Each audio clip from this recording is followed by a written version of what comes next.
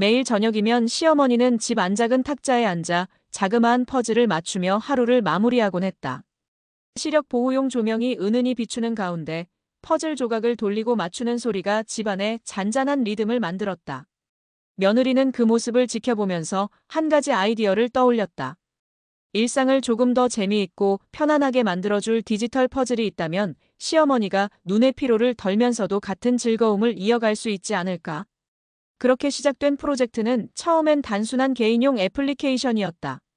컴퓨터 공학을 전공했던 며느리는 퇴근 후 시간을 쪼개어 간단한 프로토타입을 만들었다. 기존 퍼즐 앱들과 차별되는 요소를 고민하다가 퍼즐 조각마다 대한민국의 전통 자개 문양과 현대적인 그래픽을 함께 배치해 세대를 아우르는 시각적 매력을 구현했다.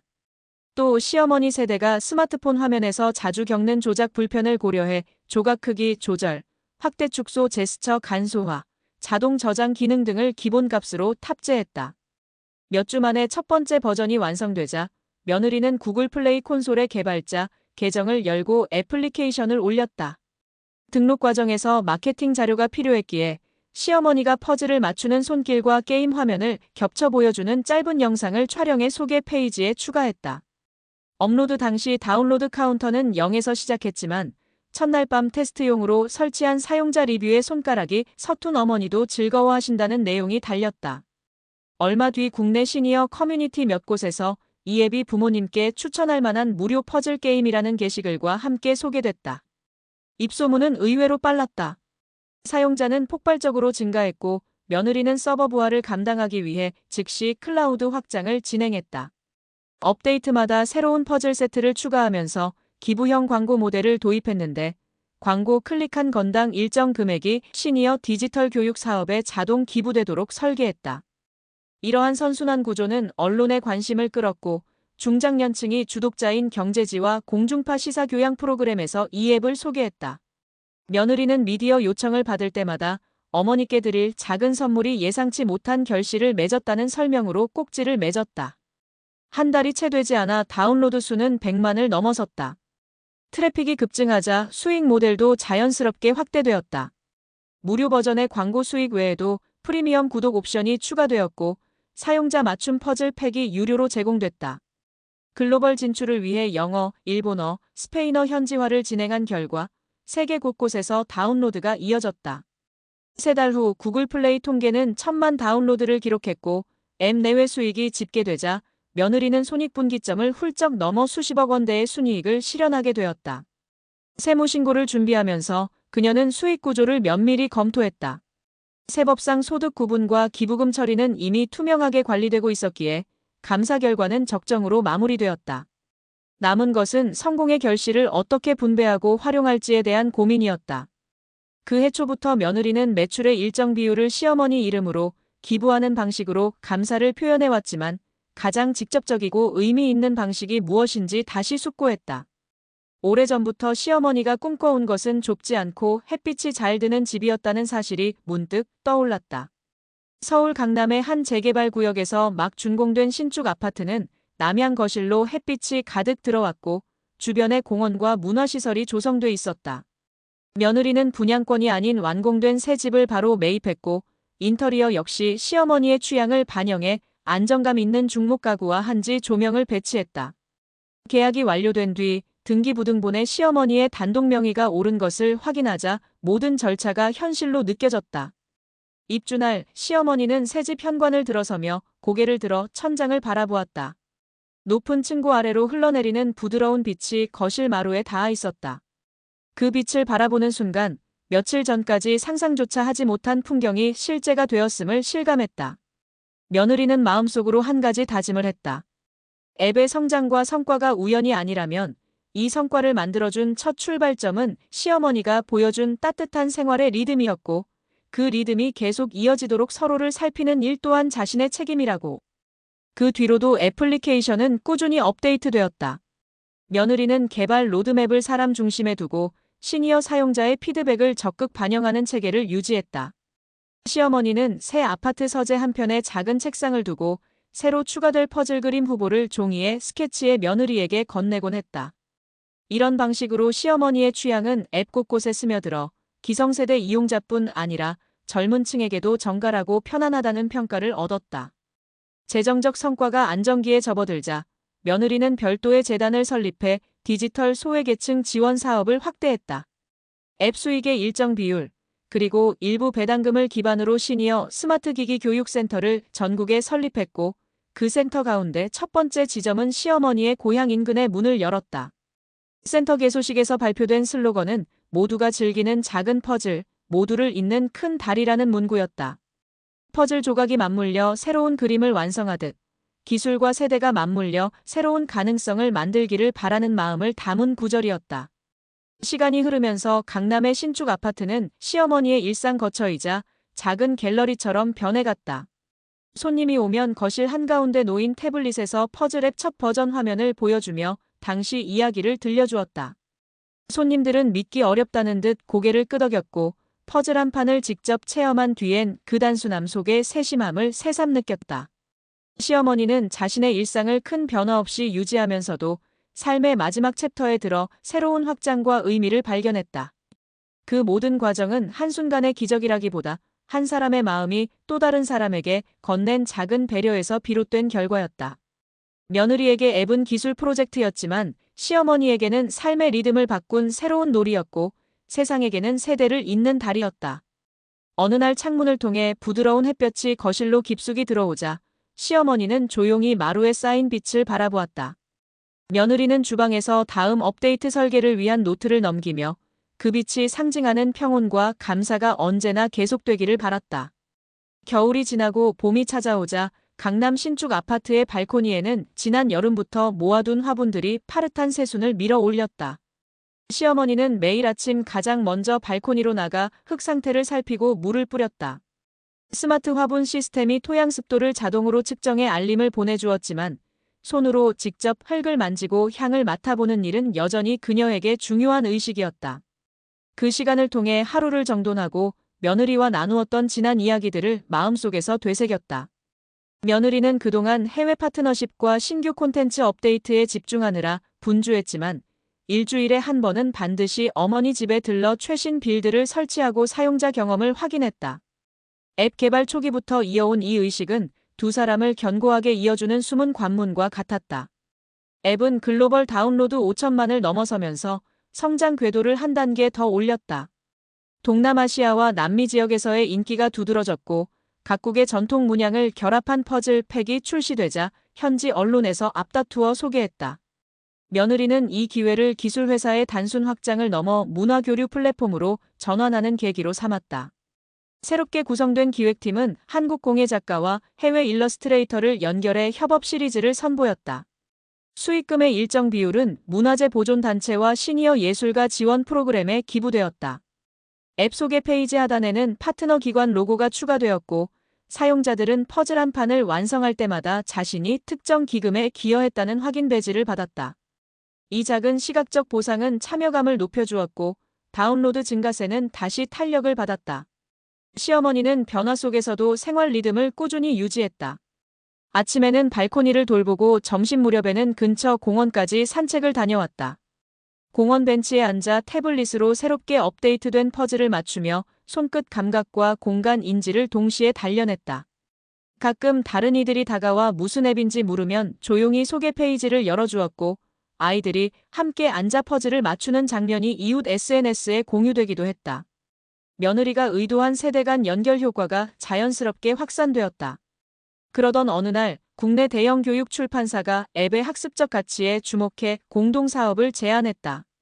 퍼즐을 단계별 공간 학습 교재로 발전시켜 정규 교육과정 보조 교재로 채택하려는 구상이었다. 며느리는 사업성이 충분하다는 판단 아래 프로젝트를 승인했고 시어머니에게 조심스레 의견을 물었다.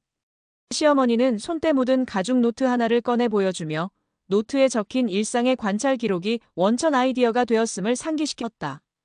그러면서 기술이 교육으로 뻗어나갈 때 가장 중요한 것은 재미와 성장의 균형이라 조언했다. 며느리는 그 조언을 반영해 교육 버전 앱에는 퍼즐을 맞출 때마다 자연스럽게 학습 단서가 노출되도록 설계했다. 사용자가 지루함을 느끼지 않는 속도로 정보가 스며들도록 UI 전환 시간을 세밀하게 조정했고 시각적 피로를 줄이기 위해 색상 대비 비율도 재검토했다. 베타 버전 테스트 결과는 기대 이상이었다. 초등학생부터 중고등학생까지 다양한 연령대의 사용자들이 학습 정보 노출 빈도에 거부감 없이 몰입했고, 교사들은 수업 시간에 학생들의 참여도가 높아졌다는 피드백을 남겼다. 교육출판사는 빠르게 정식 출시를 확정하고 전국 학교 단위 계약을 체결했다. 앱이 원래 지니고 있던 시니어 친화적 설계가 역으로 유아와 장애 학생에게도 긍정적 효과를 주었고, 이를 계기로 정부 주관 디지털 포용 프로젝트와도 연결되었다. 사업 외적으로도 변화가 이어졌다. 시어머니의 고향 근처에 설립된 첫 시니어 디지털 센터가 개소 1주년을 맞아 지역 연계 행사로 세대 공감 퍼즐 축제를 열었다. 노인, 청소년, 보호자가 한 팀을 이뤄 퍼즐을 완성하는 방식으로 진행된 이 축제는 예상 참가 인원을 2배 이상 웃돌았다. 며느리는 행사장 기조 연설에서 기업의 성과를 사회적 가치로 환원하는 지속 가능한 모델을 강조했다. 연설이 끝난 후 시어머니는 행사장 가장자리에서 묵묵히 팀별 경기 진행을 돕고 있었다. 그 모습을 멀리서 바라보던 며느리는 출발점이 작디작은 가정의 취미였음을 다시금 떠올렸다. 이듬해 여름 모바일 게임 시장은 경기 침체와 경쟁 심화로 전반적인 성장세가 주춤했지만 이 퍼즐 앱은 소폭이나마 상승 곡선을 이어갔다. 며느리는 이를 유지하기 위해 신규 시장보다는 기존 사용자 만족도 관리에 집중했다. 특히 시니어 사용자 커뮤니티에서는 사용성이 누적될수록 작은 불편도 크게 다가올 수 있다는 점을 고려해 손떨림 보정 기능과 음성 안내 개선, 진동 피드백 민감도 조정을 포함한 세심 모드를 추가했다. 업데이트 공지를 작성하며 가장 먼저 테스트에 참여한 이는 다름 아닌 시어머니였다. 시어머니는 한 줄 코멘트 대신 평소보다 긴 손편지를 보냈다. 내용은 간단했다. 작은 불편을 줄이는 일만큼이나 이미 편안한 부분을 지켜주는 작업도 잊지 않았으면 좋겠다. 며느리는 편지를 읽고 고개를 끄덕였고 최종 릴리즈 노트 말미에 기능 추가뿐 아니라 유지된 지점들을 명시하는 항목을 기입했다. 사업과 일상 사이의 균형을 잡아가던 그해 겨울, 시어머니는 건강검진에서 초기 심장질환 가능성을 진단받았다. 큰 문제가 될 단계는 아니었지만 규칙적인 운동과 식단 관리가 필요했다. 며느리는 곧바로 의료 전문 스타트업과 협업해 퍼즐 걷기 모드를 구상했다. 게임 안에서 퍼즐 조각을 찾으려면 실제로 지정된 복원 산책 코스를 걸어야 하며 걸음수가 부족하면 퍼즐이 완성되지 않는 설계였다.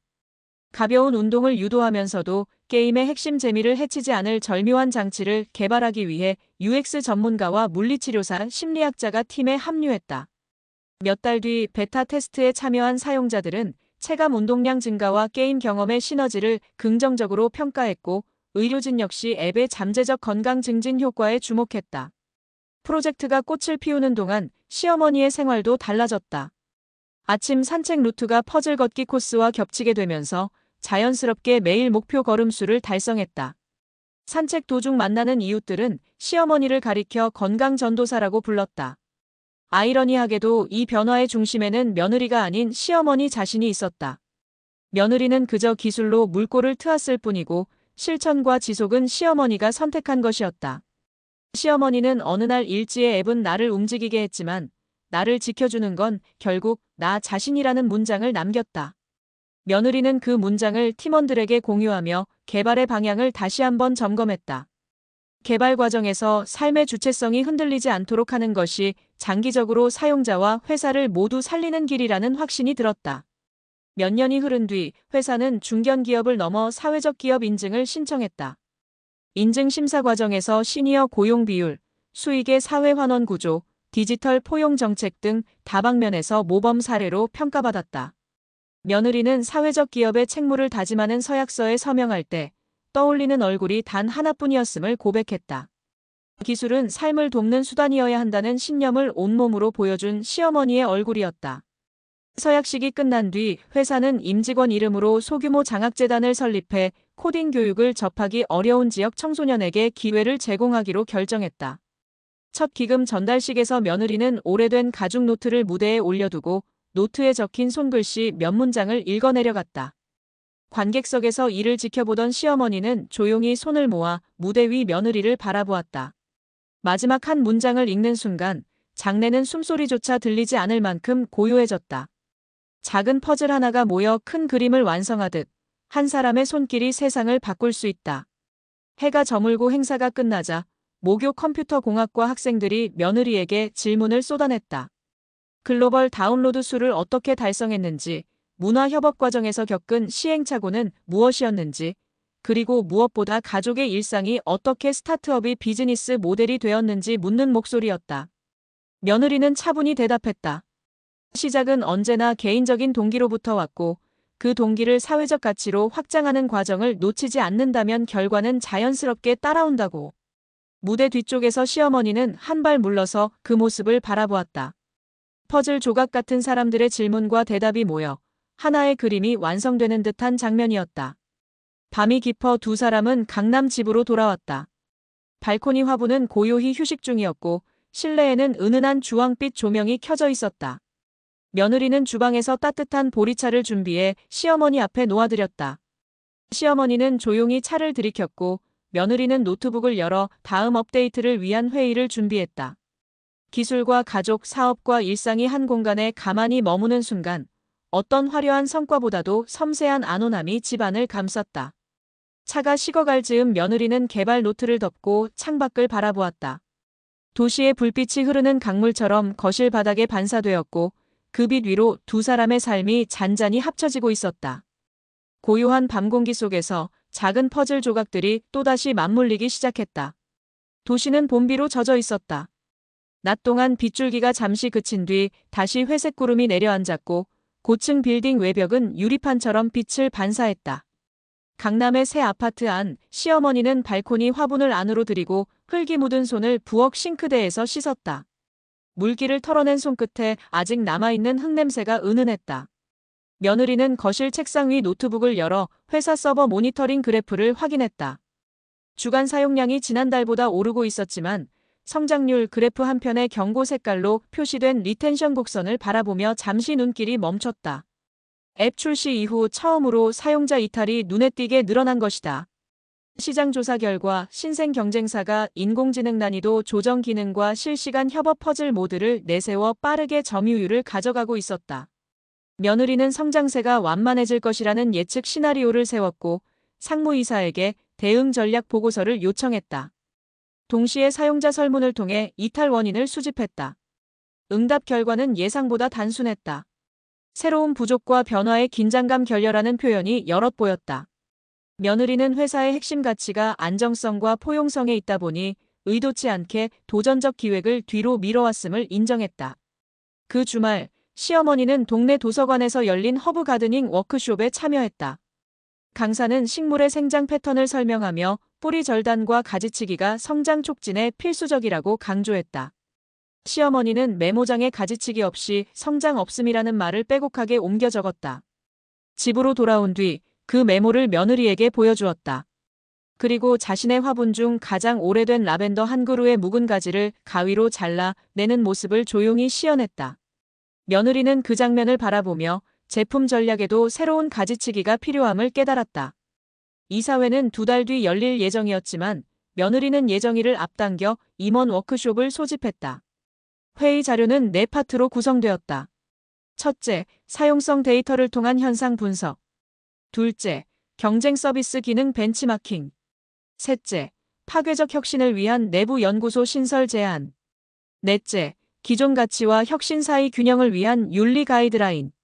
회의가 시작되자 며느리는 프레젠테이션 첫 화면에 시어머니가 적어준 메모를 스캔해 배경으로 띄웠다. 전 직원은 그 짧은 문장이 함축하는 메시지를 직관적으로 이해했다. 회의의 중점은 정체성 재구성이었다. 앱이 처음 출발했을 때의 목표는 시니어 친화성이었지만 지금은 전 연령층이 사용하는 글로벌 플랫폼으로 확장되었다. 며느리는 사용자의 폭이 넓어질수록 핵심 사용자 경험을 잃지 않기 위해 모듈형 디자인 체계를 도입할 필요가 있다고 판단했다. 구체적으로는 클래식 모드와 익스플로러 모드를 분리하여 전자는 안정적인 인터페이스를 유지하고 후자는 실험적인 기능을 빠르게 반영하도록 설계했다. 두 모드 사이에서 선택이 자유롭게 가능하되 계정별 설정이 저장되어 사용자 이동이 용이하도록 데이터 구조를 개선하기로 했다. 다음 단계는 인공지능 기반 라이브 레코멘더다.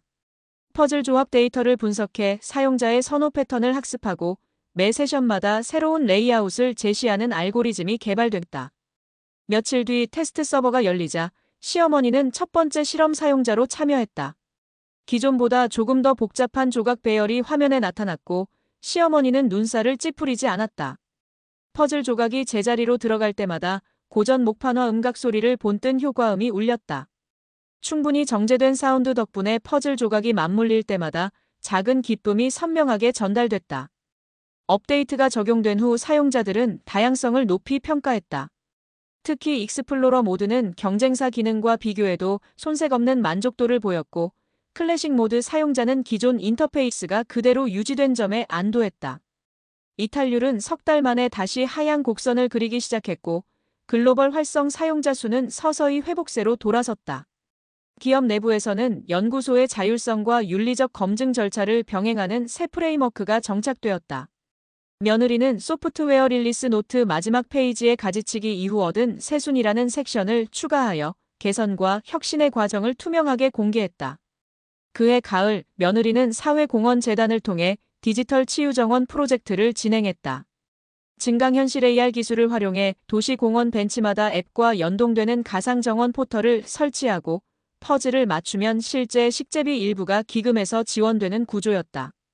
시어머니는 첫 조성지 개장식에 참석해 라벤더 묘목을 심었다. 그녀의 손끝에서 흙이 덮이고 화면 속에서도 같은 위치에 가상 라벤더 묘목이 나타나 자라기 시작했다. 오프라인과 온라인의 경계가 자연스럽게 이어지며 사용자는 퍼즐 경험을 통해 현실 공간에 실질적 변화를 남기게 됐다.